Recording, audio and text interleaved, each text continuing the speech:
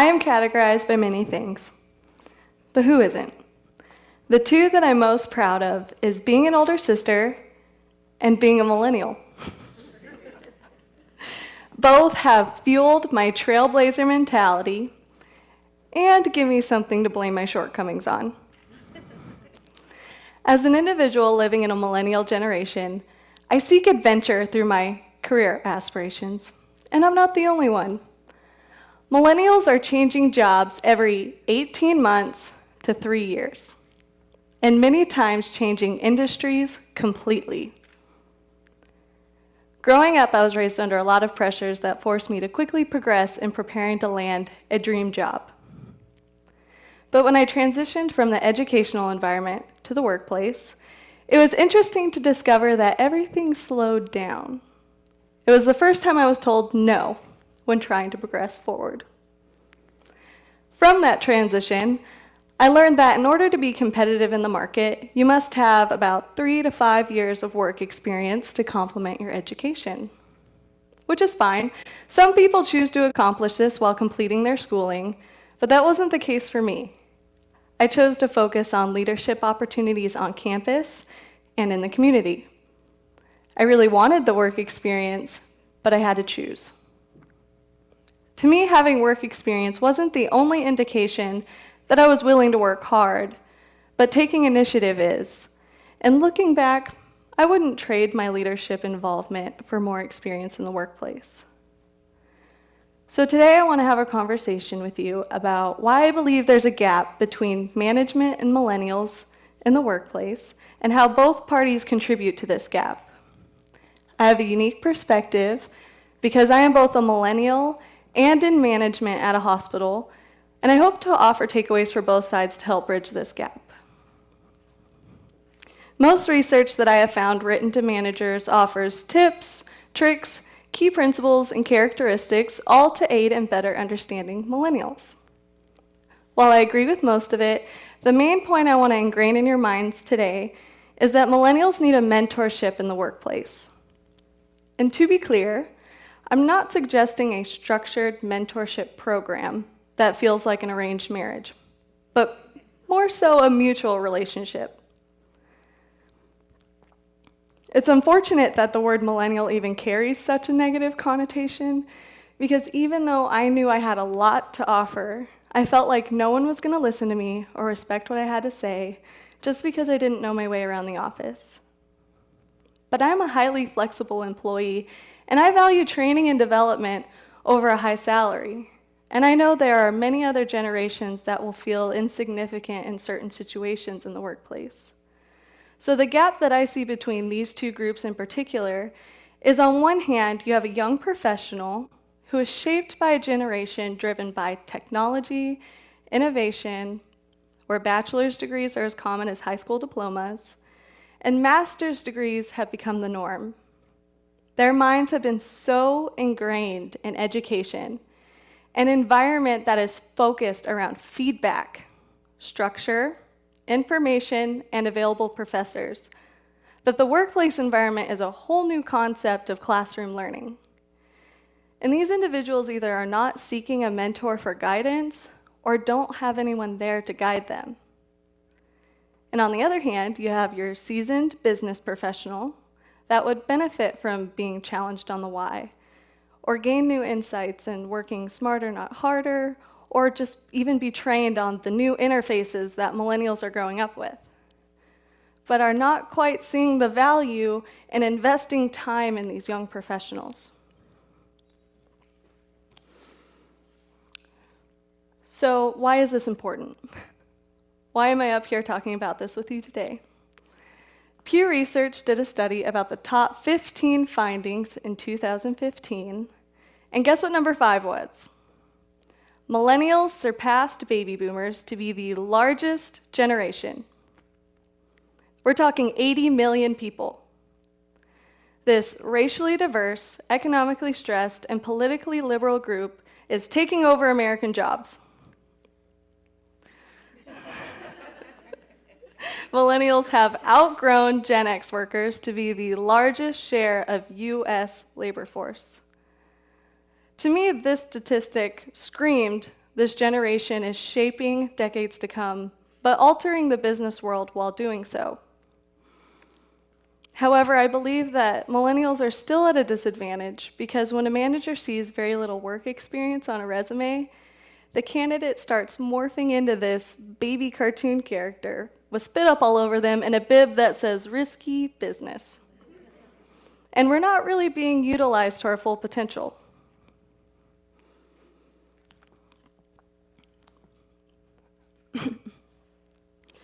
In the midst of the daily grind, I can understand management having a hard time connecting with this generation because of their preconceived notions of entitlement.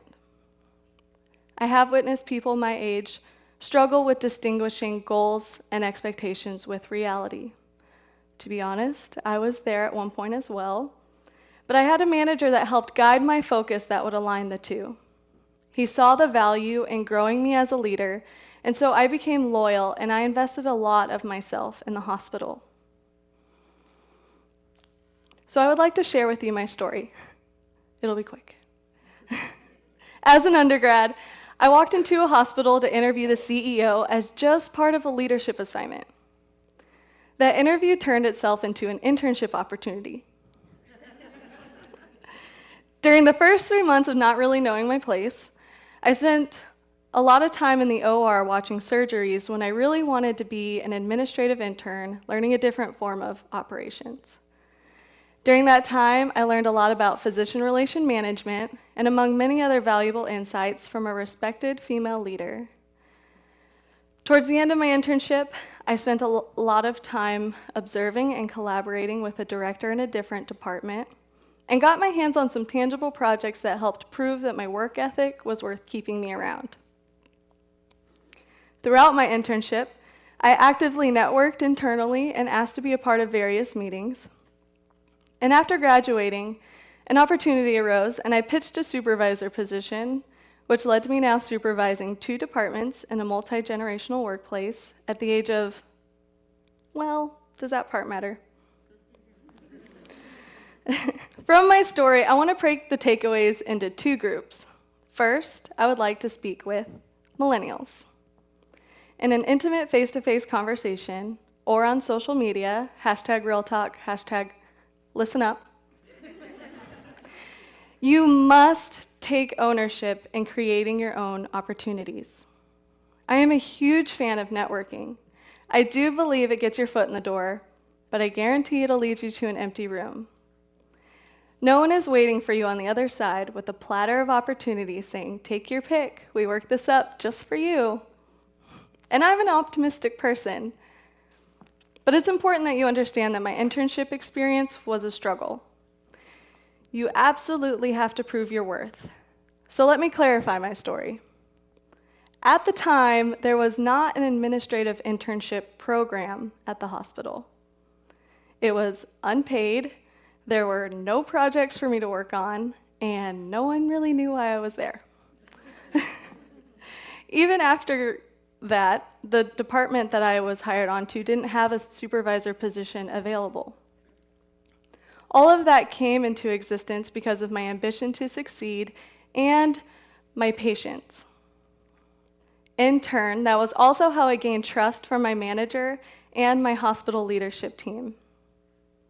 As soon as I was able to prove that I was one to take initiative, the hospital did a really good job of recognizing that my strengths and skill sets that I gained from being involved on campus transferred nicely into the workplace. However, the catch was I had to master the art of being vocal about it. So that being said, for those of you who are in management, I would like for you to #ListenUp. You have a beautiful opportunity here. Placed before you is this young, forward-thinking individual that is eager, driven, about 5'3", blonde hair, green eyes. Sorry, got off track. A mature millennial.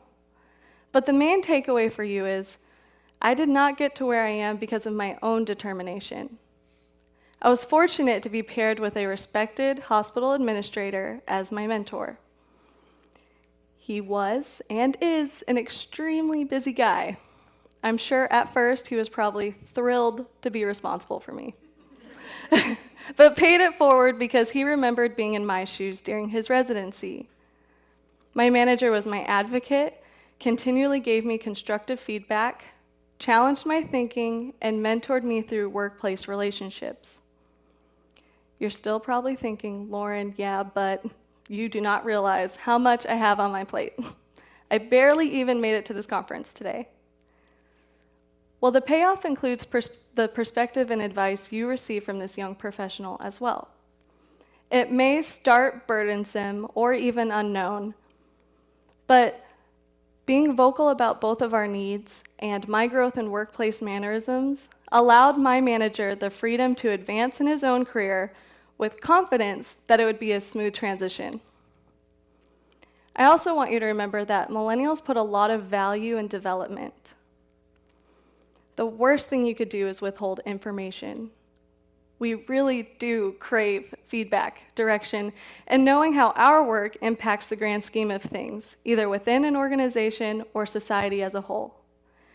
I guarantee the relationship that I had with my manager, mentor, and good friend single-handedly improved operations within our hospital, as well as future companies that either one of us choose to pursue.